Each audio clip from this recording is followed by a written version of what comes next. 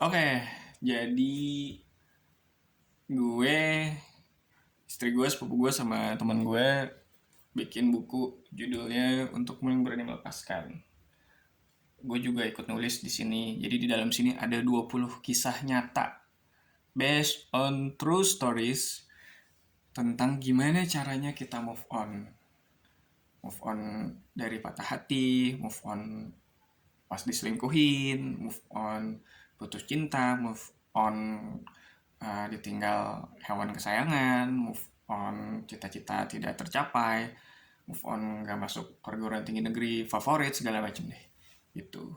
Jadi salah satu cerita gue adalah gue pernah patah hati. Gue tahu banget itu, wah rasanya nggak enak banget. Makan nggak enak, tidur nggak nyenyak, di rumah rasanya sempit banget segala macem gitu. Sampai akhirnya setiap hari tuh gue keluar mulu sama temen gue ke puncak Bogor, ke Bandung segala macem, cuman biar sekedar nggak di rumah, nggak mikirin mantan. Gue berusaha untuk menetralkan eh, rasa ke mantan gue gitu loh, biar gue nggak ngarep lagi, biar gue nggak perasaan-perasaan pengen balikan lagi segala macem gitu-gitu. Alhamdulillahnya gue punya cara gitu, selain cara tadi yang jalan-jalan nggak jelas gitu ya, tapi bukan itu cara yang pengen gue tekanin. Salah satu cara move on paling murah, cepat, dan singkat, kita men-setting ulang pikiran kita. Lo pacaran sekian bulan, sekian tahun, terus putus, atau lo uh, dekat dengan seseorang, terus akhirnya lo mau lamaran, terus akhirnya lo putus. Ya itu kisah gue pernah ditinggal pas udah ngelamar orang terus hilang gitu aja. Salah satu cara paling cepat, paling murah, paling mudah itu adalah kita beresin mindset kita beresin pikiran kita. Saat putus pasti tuh kan ada pikiran-pikiran yang, aduh gue sayang sama dia, gue gak bisa hidup sama dia, dunia gue hampa tanpa dia, dia setengah nyawa gue, dia separuh nafas gue. Ya pikiran-pikiran dodol kayak gitu tuh mesti kita ubah.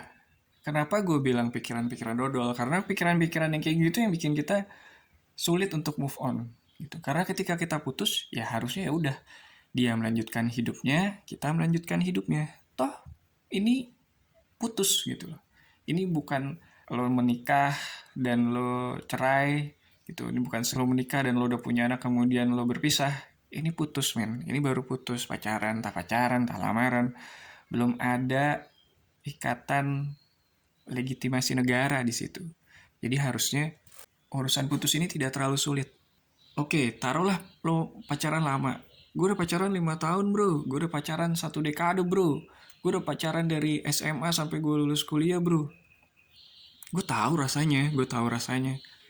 Even lo baru pacaran 6 bulan aja juga nyeseknya tuh sama gitu loh. Cuman gimana cara kita beresin mindsetnya adalah kalau kita pacaran entah 1 tahun, 2 tahun, 5 tahun, 10 tahun, dan sekarang kita kehilangan dia, ada satu alasan kenapa kita harus hidup gitu.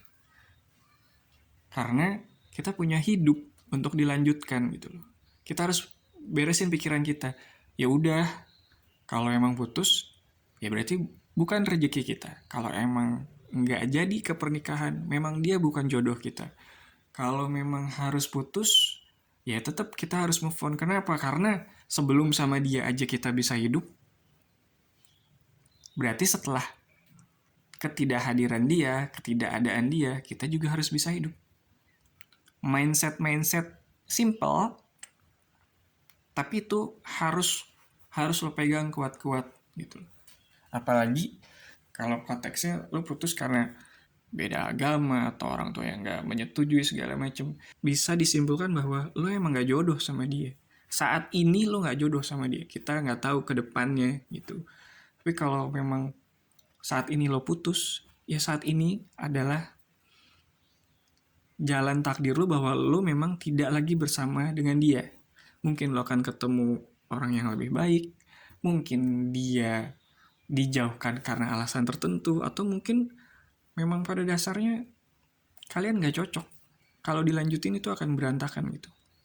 Karena gak sedikit yang putus karena udah terlalu sering ribut, putus karena yang satu selingkuh, putus karena mungkin dua-duanya selingkuh, putus karena jarak, putus karena agama segala macam. Ya cara gue yang termudah di awal, beresin mindset lo.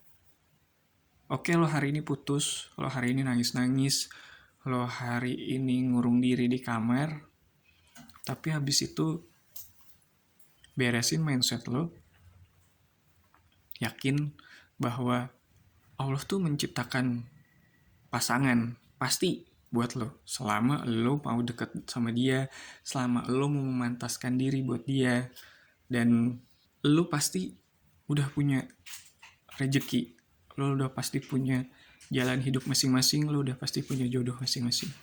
Sekali lagi, lo habis putus, tenang, jangan panik, jangan kalut, apalagi bunuh diri. No. Gak usah lo tiba-tiba ngerokok, tiba-tiba makan narkoba, tiba-tiba mabuk. Itu nggak menyelesaikan masalah, malah nambah masalah baru. Lo putus, lo hari ini ungkapin kesedihan lo dengan cara yang baik. Lo tidur, habis itu lo mulai deketin diri sama Allah. Lo doa. Nah, kedepannya lo ubah mindset lo. Karena yang namanya manusia akan datang waktunya kita ketemu orang-orang. Nah, orang-orang itu bisa menjadi pelajaran buat kita atau bisa menjadi pasangan buat kita. Kalau orang-orang yang sekarang ninggalin lo, mungkin dia diutus Tuhan untuk menjadi pelajaran buat lo. Tapi gue udah putus berkali-kali, Bang. Ya iya, terus kenapa? Lo putus berkali-kali itu tandanya bahwa ya selama berkali-kali itu pula orang yang lo temuin bukan jodoh lo. Sesederhana itu. Kenapa gue bisa bilang kayak gitu? Kelihatannya ini bukan gue mengecilkan perasaan lo ya. Gue juga pernah pacaran berkali-kali. Gue pernah ngerasain putus nyambung, LDR, diselingkuhin segala macem, ditinggal pas lagi sayang-sayangnya, ditinggal pas udah ngelamar, udah ketemu orang tuanya. Gue pernah. Cuman akhirnya gue berpikir bahwa ya memang mereka bukan jodoh gue. Sesimpel itu. Dan apa yang terjadi ketika gue melanjutkan hidup dan gue menata hati lagi, ya gue ketemu sama jodoh gue yang sekarang udah jadi istri gue dan gue udah punya anak gitu. Lo putus hari ini, dunia lo belum berakhir. Allah masih kasih jalan yang panjang, yang entah gimana lo akan ketemu sama jodoh lo. Sesimpel itu. Oke guys, itu salah satu cerita dari gue. Nanti kita kasih cerita lagi versi istri gue, yang dia di sini juga adalah salah satu penulis kisah nyata di buku Untukmu Yang Berani Melepaskan. Oke.